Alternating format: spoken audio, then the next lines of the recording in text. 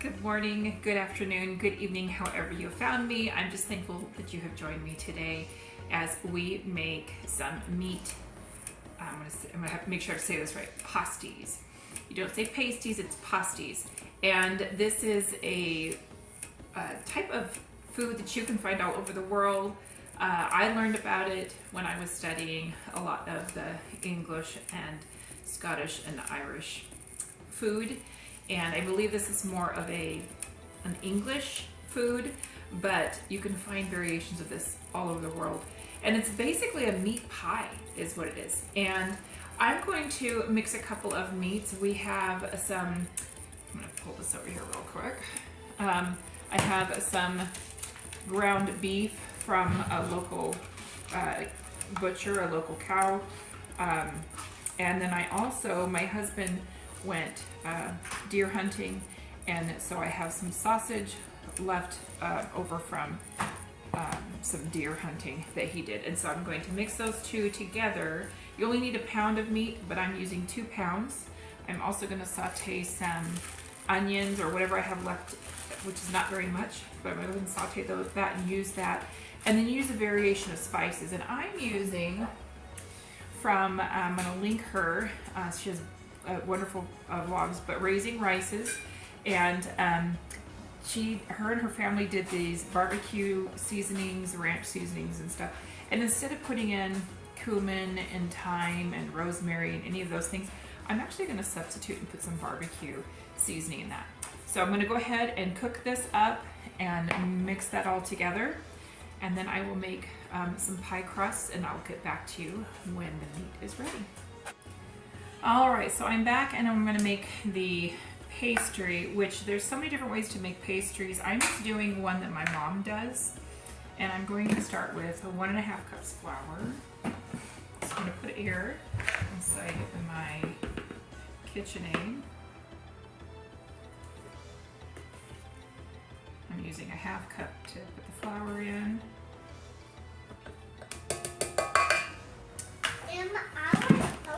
You sure do. And then I'm going to do 1/2 cup of shortening.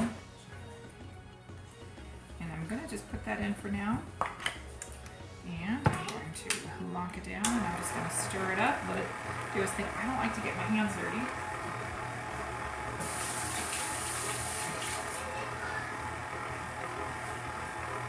So we're just going to do it that way. Just let it do its thing.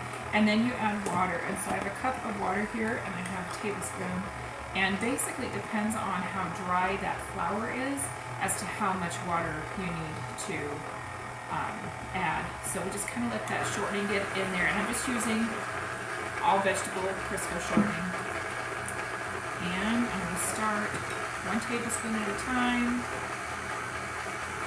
Our recipe says 5 tablespoons, but you don't always need 5 tablespoons, and then sometimes you need more than 5 tablespoons. So it's just kind of a guesstimate. And this would, what I'm doing is equivalent to making 2 pie shells. And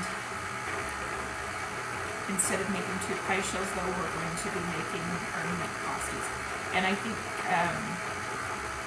what we'll do is, I've used a cookie cutter in the past. That's like the easiest thing to do. Or you could use a cup to cut them out.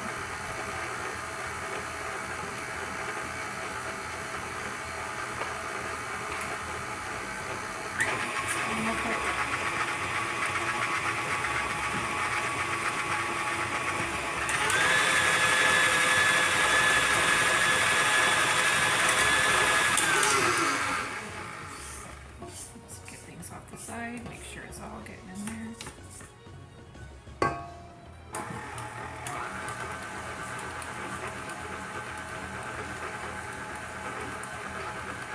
And then if you find you put too much water, then you can just add flour, and it's kind of this love-hate relationship of getting the balance. But I am not a pie maker, so this is just a very simple pie crust recipe. I also have one of those old Tupperware plastic mats. That's what I'm actually going to roll this out on. And you want it rolled out to, I think it's like 1/4 inch. I need to look at my little notes here. Yeah, 1/4 inch thick. And yeah, you can cut it out. You want about 4 inches for your pie, your little meat pie crust, and then we'll fold it over. So I will try and show you that process as well. All right, so here I'm going to just divide this in half, okay, and then divide it in half again, and divide it in half again, okay, and so my goal is to make 8 of these with my recipe here. So I have some flour on here. To roll these up. I do keep the water close to make sure it's not too dry. Just dip my fingers in it, that's all I'm doing. Just dipping my fingers in it. Okay. And I roll it up because that makes it a little bit easier for me. It's still crumbling a bit, so.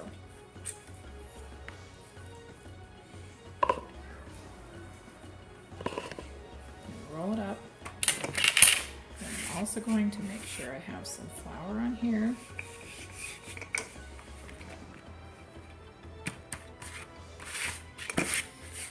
I am not a pastry chef, that's for sure. So here I'm just making sure that as I'm pushing this out, I'm getting what I want. Now, one of these things is really neat because it does have a circle here, but I believe that's more 6 inches. It says it's a tart size, and then these other rings on here say there are others. Also on this old Tupperware mat, it actually has a pastry recipe. So I'm just rolling this out. But if it starts out circular, there's not as much waste. Hi, helper. How are you? I know you do, my love. And then I have this nice big size cutter I could do, or I could just leave it so that I don't have any waste. And what I'm going to do is I'm just going to, I need a spoon, little love. Yeah, I'm going to grab a spoon, okay? I'm going to take the spoon here. Sorry, that every time you hear that sound, it's my oven. So I'm putting a little couple of tablespoons in there. Then what I'm doing is I'm taking this, closing it, and if the, hi little hands, again, dipping your fingers in the water, moistening the edges here, and pressing it down. And that gives it a little bit of that glue-like.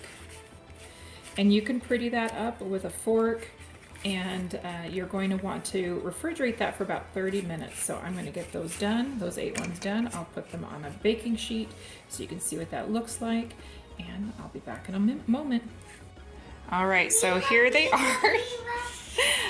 Mine aren't very pretty, but they're very, it doesn't matter what they look like because people eat them. So I went ahead and used a fork and kind of went around, and I'm going to stick these in the refrigerator for 30 minutes, and then they will go in the oven at 350 for, I think, 30 minutes as well. But yeah. Just think about it. Basically, all you're doing is you're making sure that the pie shell is cooked. So, here we go. All right, here we go. They're done. They're just kind of sitting in here, but they're just a little bit golden brown. You could always put some egg white on it if you want, and it will make it nice and shiny. But this is just how I do it. Just transfer it over here.